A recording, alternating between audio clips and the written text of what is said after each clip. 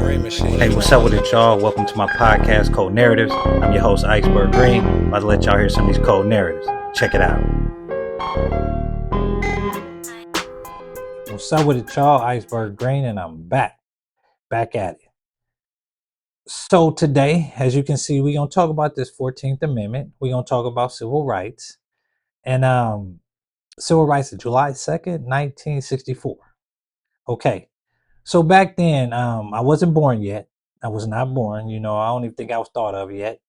But I read a lot of books, so that's why I said this is my opinion. I wasn't around, so I can't tell you about the temperature or none of that, but I could tell you based on what I've read and based on what I've seen in society since then. So me, Lyndon B. Martin Luther King Jr., R.I.P. to a wonderful soul. I believe, it was one of those things where we had fought for so many years. MLK felt like if we had more to fight with, more people that understood our struggle, maybe it will work, just by having numbers and people that understood and giving people opportunity also from their homeland, which was in rubbles, and, and give them opportunity to get away from that and come to the land of opportunity, which in a lot of cases it is. So when he signed it, I believe when he signed it, that was part of the motive, part of it. Like I said, I wasn't there, so I don't know all the arms and legs to it, but I know that the purpose of the civil rights was to get mostly a lot of these immigrants over here and allow them to come, because they was not allowing at that particular moment people to just come over here, and it was just not, it just wasn't, in their rights. So when he did it, I thought that, excuse me.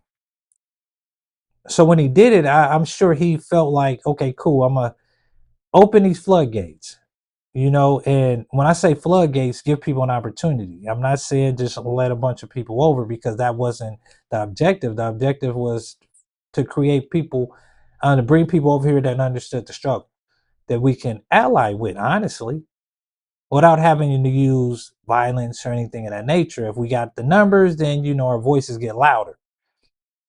So with that being said, it didn't work out.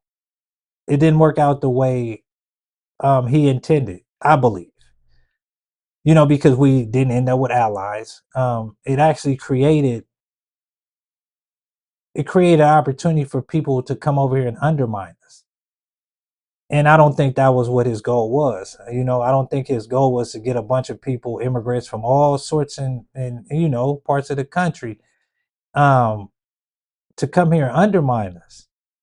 That wasn't, I don't think that was his objective. Y'all, I don't think he was doing it to have us going through this with these immigrants and them just, undermining us and talking bad about us. I know for a fact he didn't want that. He didn't want these tethers and all these people coming over here talking crazy to us like they do. And he's one of the main reasons why they able to come over here. Do y'all think MLK wanted this? Do y'all honestly think that? And I don't think he did. I don't think this was part of the motive, And so what happens now is we have to, again, fight for MLK and let him know this is not what he intended, y'all. Fall back. So that's what we're doing as Black Americans. And people are seeing it now. They seeing it. It's waking their game up. So, now is an opportunity for us to step up, and because our voice has been, they've been simmering. And, we always fighting for human rights and are people getting gunned down in the streets by these white supremacists. That's always been our fight since I've been on this earth. From the time I was a little kid, that seemed like that's always been a fight. So now I think we get an opportunity by the term, through this term delineation and acknowledgement of our lineage, we get an opportunity to really focus on ourselves and what we need to build and obtain to continue to build it. And from this government that owes that debt of reparations, because they owe a debt. I don't care what nobody talking about. They owe a debt to Black Americans. They do. That's a fact. So I'm sure a lot of y'all seen it when Trump was talking about the 14th Amendment and who it was intended for. And again, I'm not a Trump supporter. Don't get in my comments. Don't get on here talking about, oh, I'm not no Trump supporter. I'm independent, for those that didn't know. When he said that, it woke my game up. To hear that from a white supremacist, to hear that, you hear what I'm saying? To hear that from a white supremacist, I don't care what the motive was, to hear it come out his mouth.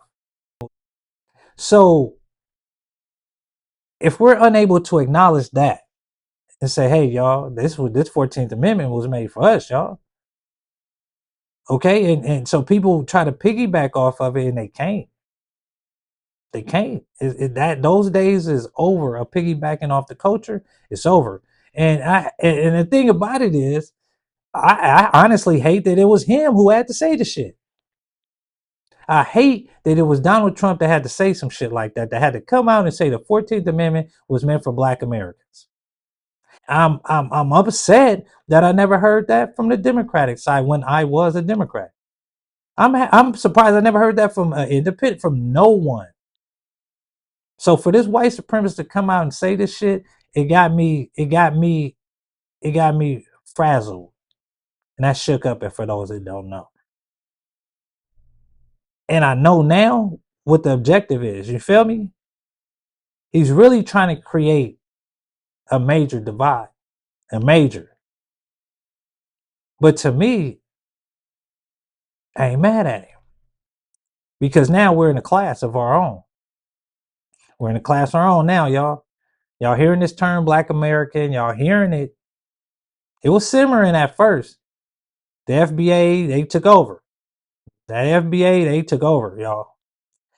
They smashing. It ain't like no what you call that other stuff? BLM. Oh man, it ain't nothing like that. This different, y'all. So I'm telling y'all, this feels different even to me, And I try to be biased, man. I'm not finna ride nobody bandwagon. It gotta make sense. And this makes sense, y'all. I'm just keeping it real. The shit makes sense.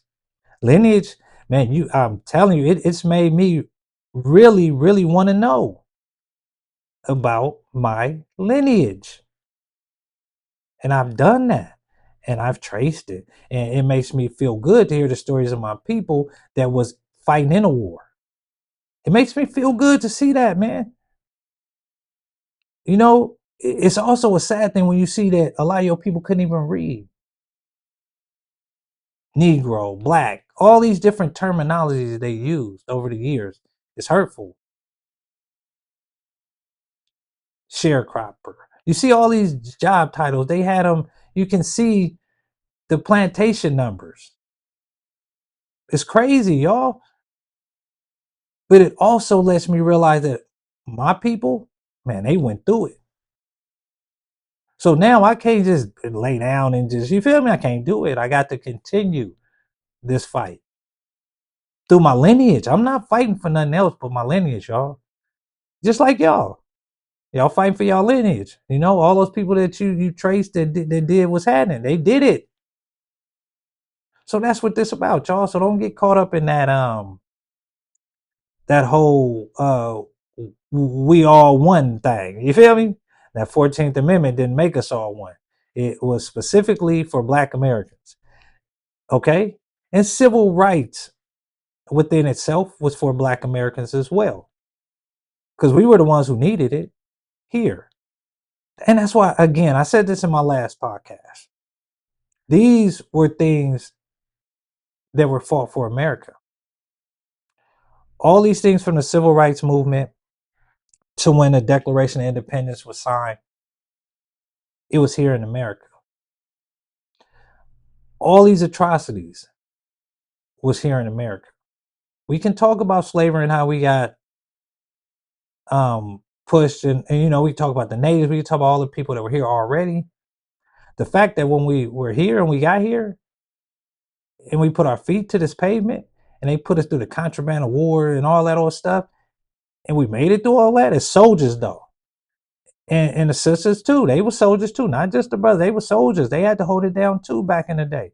They had it hard and just as hard as the brothers.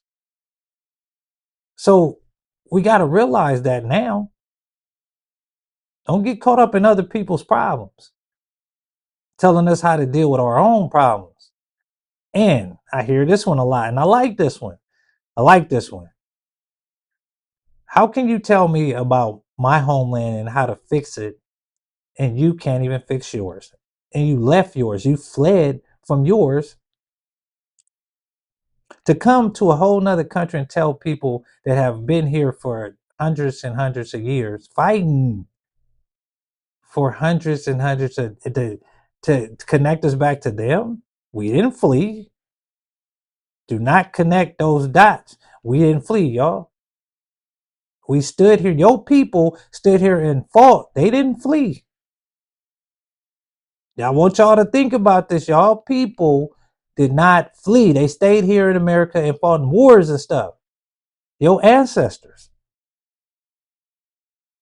So I'm gonna leave y'all on that one, man. And, I'm gonna just give y'all a dose of this, man. It's 14th Amendment, civil rights. We thought we was gonna get some allies. We didn't. We got a bunch of people over here that undermine us right now. Now I'm just acknowledging it. And people say that, oh, nah. I've been woke. I'm just acknowledging it now. You feel me? Been woke. All that. No. Where I come from, we been woke, family. So now we about to wake their game up again. You feel me? Town business. So I see y'all in a minute on the next one. I love y'all. I love my people.